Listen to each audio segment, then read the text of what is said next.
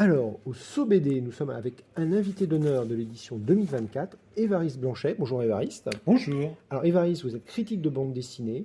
Vous avez aussi fondé des éditions à une époque. C'était les revues, il y a Critics à une époque, il y a BDRama. Et là aujourd'hui, vous sortez annuellement Bananas. C'est la revue critique de bande dessinée numéro 17. Alors, revenir un petit peu sur cette passion de l'étude de la bande dessinée. Je crois que Bananas a eu plusieurs vies, au moins 3 vies, je crois. Oui, il a eu au moins 3 vies. La première vie, c'était en 1981 et avait eu l'idée un peu bizarre de faire une revue sur papier journal, format donc tabloïd de 16 pages. Et comme j'ai eu la malencontreuse idée de faire ça au moment où j'étais appelé sur les drapeaux, en fait, j'ai préparé le premier numéro. J'ai été envoyé en Allemagne faire mon service militaire. Par un concours de circonstances, j'ai été bloqué de nombreuses semaines en Allemagne. Et quand je suis revenu, j'ai appris que l'éditeur avait cessé d'éditer la revue, puisque je m'occupais de la rédaction du journal, mais je n'étais pas l'éditeur. Et en fait, voilà, j'ai découvert après coup qu'au bout de 3 numéros, le journal était déjà mort. Ça, c'était la première vie.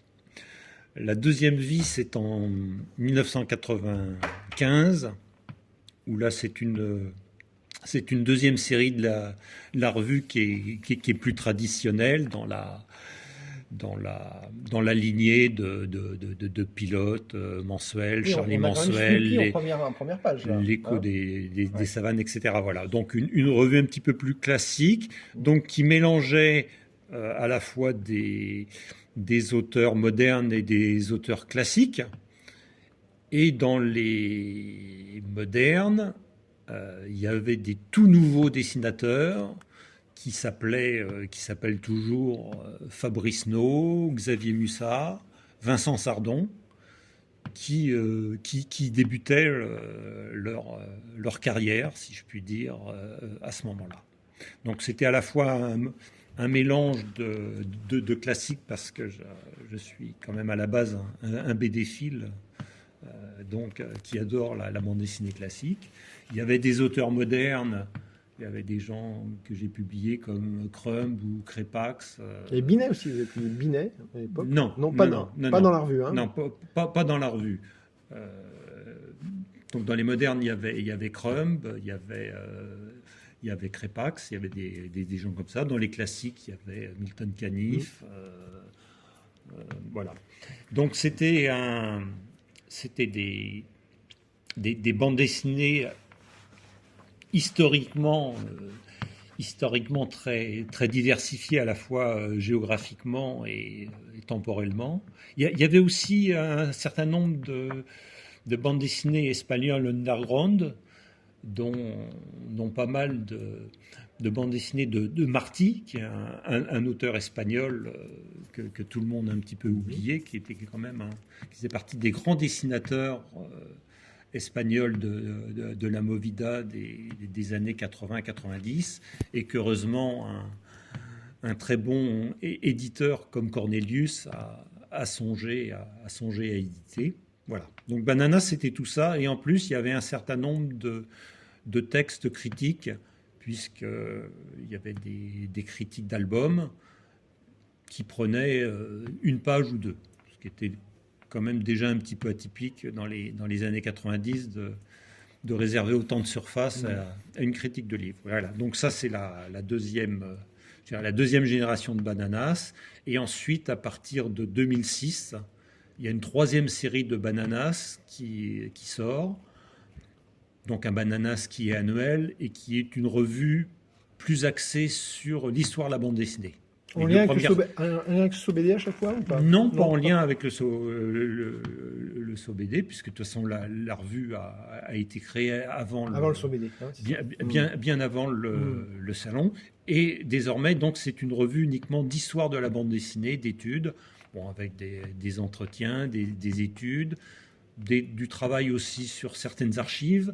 Et effectivement, tu fais bien de le préciser, en général, il y a au moins une ou deux tables rondes organisée pendant le SOBD qui est retranscrite dans Bananas. Voilà, là c'est la bande dessinée de fiction Est-elle révolue? C'était SOBD 2023 dans Bananas 2024. Voilà. Hein, c'est ça, ça reste, c'est toujours intéressant d'avoir des traces. Exactement.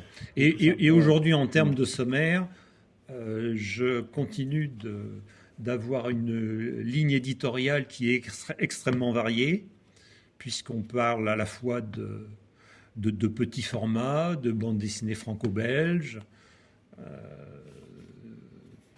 Voilà. D'accord.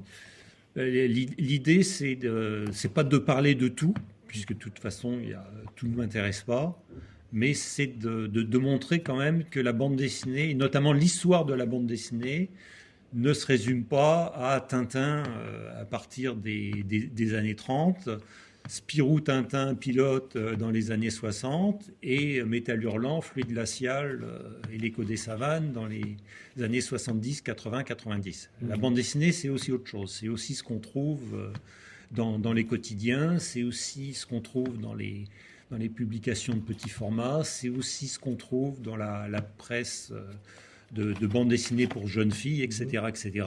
Donc des pans entiers de l'histoire de la bande dessinée qui est passée un peu sous silence. Voilà. Donc c'est une approche qui est vraiment qui est très pluraliste, puisqu'on peut parler d'un côté social, d'un côté économique, d'un côté plastique, d'un côté esthétique, d'un côté historique. Voilà. On essaie d'être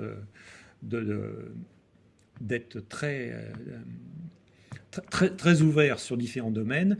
Et donc, les archives du numéro 17, du dernier numéro, c'est un truc un petit peu particulier, puisque j'ai été regardé dans mes propres archives. Puisqu'il y a une vingtaine d'années, avec quelques autres amis, on avait eu des échanges à ce sujet-là. Et du coup, j'ai pensé que c'était intéressant. C'était intéressant de ressortir ça aujourd'hui, 2 ou 3 ans après MeToo, de rappeler l'échange qu'on avait pu avoir il y a 20 ans sur ce sujet-là. Voilà, il y a des reproductions, un Spirou spécial héroïne. Enfin, il y a toute une iconographie quand même. Vous reproduisez des vignettes. Il n'y a pas que du texte dans votre revue.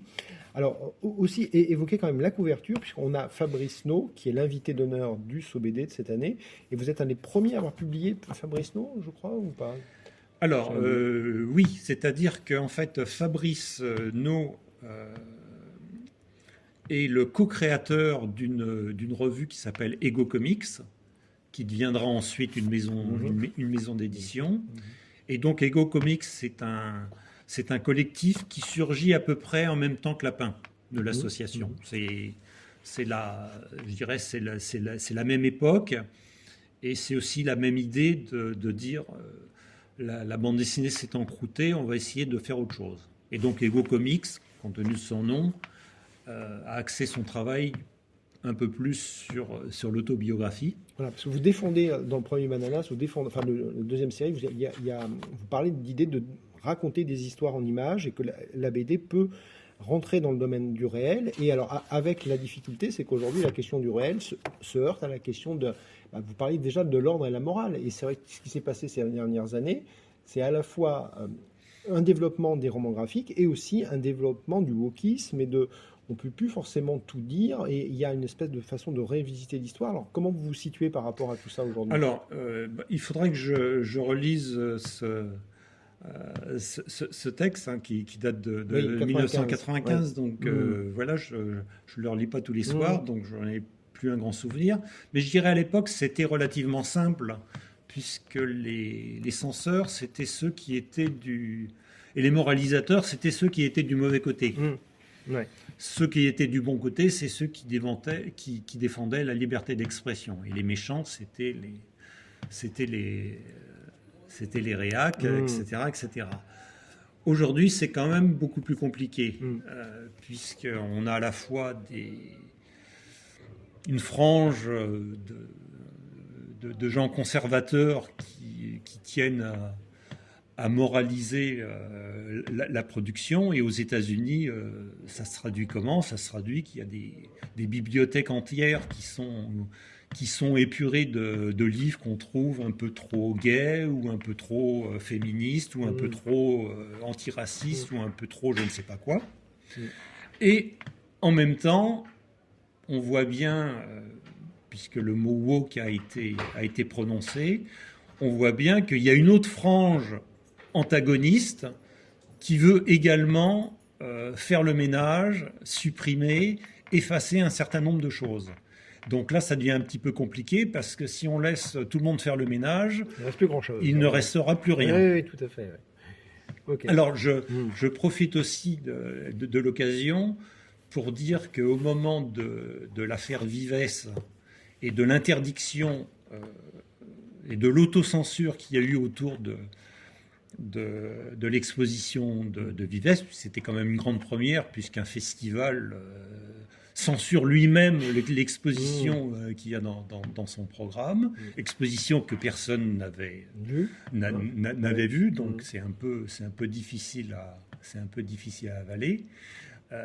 Donc moi, j'avais pas d'avis sur les livres de Vives qu'on posait le plus problème, puisque je les avais pas lus, donc j'ai pas d'avis sur les livres. Par contre, j'ai un avis sur une exposition qu'on censure alors qu'on ne connaît pas le contenu. Et donc, j'avais proposé au Festival d'Angoulême, puisqu'il voulait interdire cette exposition, faire une exposition alternative où là, je m'engageais à ce que ça n'offense absolument personne. Et en fait, bon, c'était... Le but, c'était de présenter, bien évidemment, des panneaux blancs. Vous avez fait un catalogue même, hein, c'était jusque-là. Voilà, donc l'exposition, j'ai évidemment pas eu de réponse. Oui. Ils n'ont pas trop le sens de l'humour, enfin, je sais pas toujours. Du festival qui voulait surtout pas faire de bruit, parce que c'était quand même le 50e anniversaire, que c'était pas le moment de rajouter de la polémique à de la polémique. Donc, j'ai jamais eu de réponse là-dessus. Par contre, j'ai tenu à faire un petit catalogue qui existe, qui coûte 2 €, qui est collector, petit format, qui est en vente sur le SOBD ou sur le site bananas-comics.fr. Voilà, alors dire peut-être rapidement, évoquer pour donner envie à nos auditeurs de découvrir le numéro 17 qui sort là maintenant, à un moment où on se parle, le SOBD. Donner peut-être le sommaire, on n'a pas tout évoqué. Hein, alors, dans le sommaire, donc ça commence par un article sur Yoko Tsuno, qui est une grande série franco-belge connue et qui avait la particularité quand même de mettre en avant une héroïne. Ce qui était assez nouveau pour Spirou ou pour le journal Tintin. Ceci dit, il y avait quand même des héroïnes dans la bande dessinée, donc qui sont passées à la trappe, mais qui existaient notamment dans la presse pour les jeunes filles. Mais il est vrai que dans Tintin et dans Spirou, c'était mal vu d'avoir des héroïnes parce que ça pouvait donner des mauvaises idées et des mauvaises pensées aux jeunes lecteurs. Voilà. Donc Yoko Tsuno, qui apparaît au tout début des années 70, ça marque un certain renouveau, et notamment parce que voilà, c'est une héroïne qui a le premier rôle. Et elle est toujours là, et son auteur est toujours vivant. C'est quand même une belle longévité. Et qui est toujours là. Voilà. Donc ça, c'est le premier article. Ensuite, un article sur Guy Mouminou.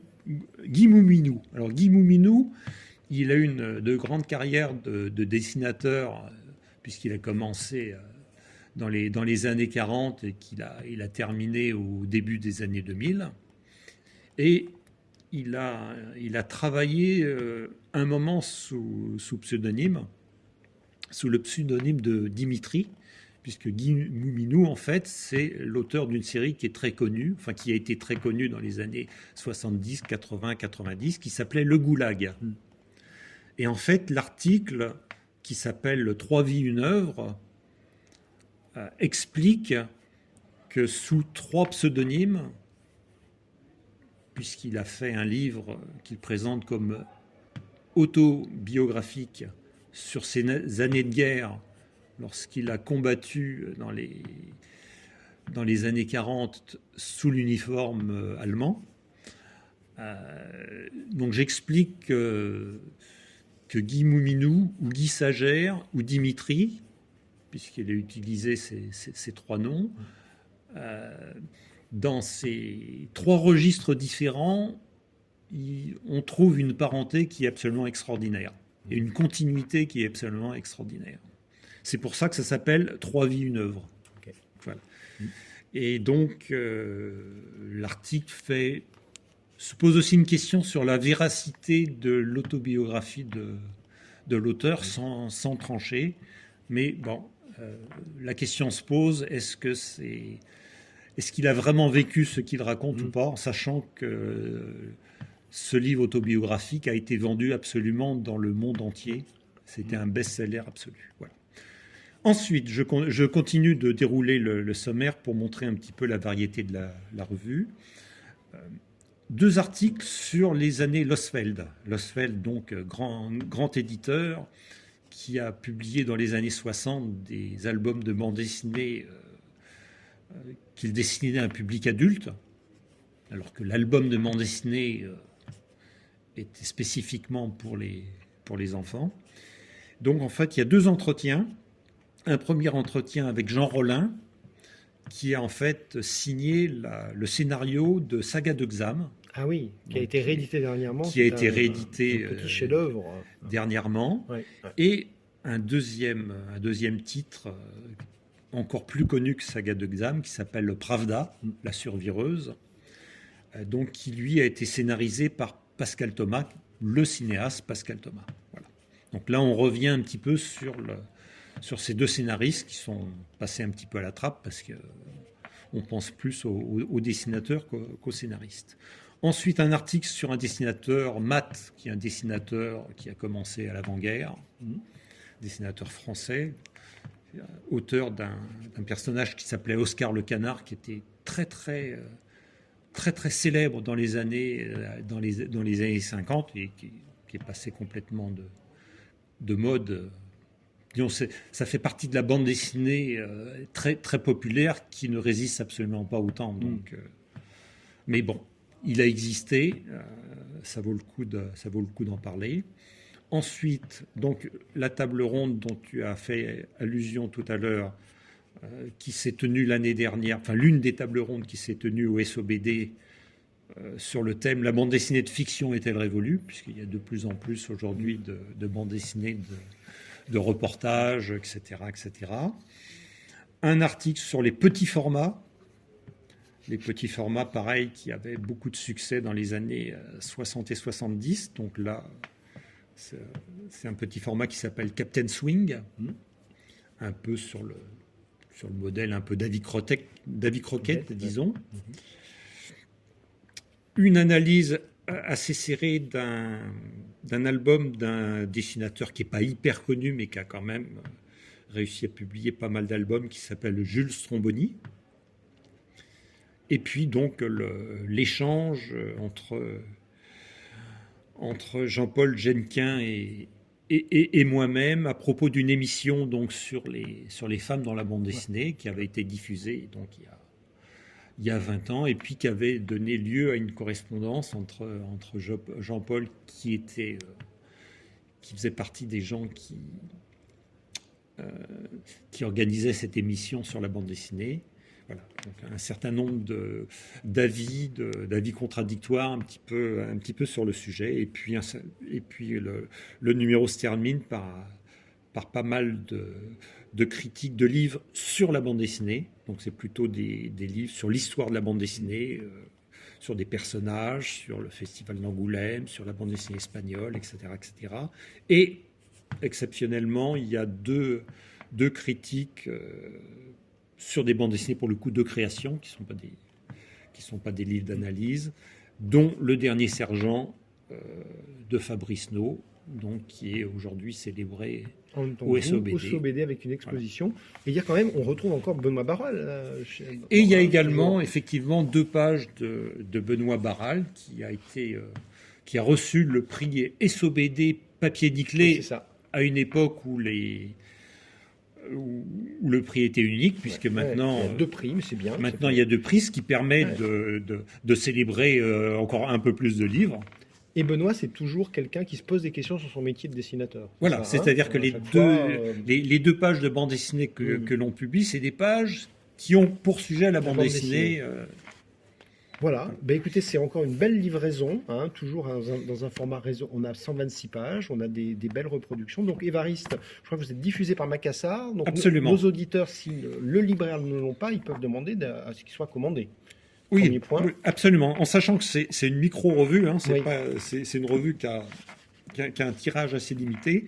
Donc il y a assez peu de libraires qui l'a en magasin, d'autant que tous les libraires, tout le monde le sait, sont absolument noyés. Oui, par la Absolument pas nouveauté. le temps. Par contre, comme c'est diffusé par Macassar, on C'est peut, possible. on peut le commander absolument dans la plupart des libraires, à la Fnac, aux espaces Leclerc, absolument partout, ou sinon sur le site Voilà, bananas-comics.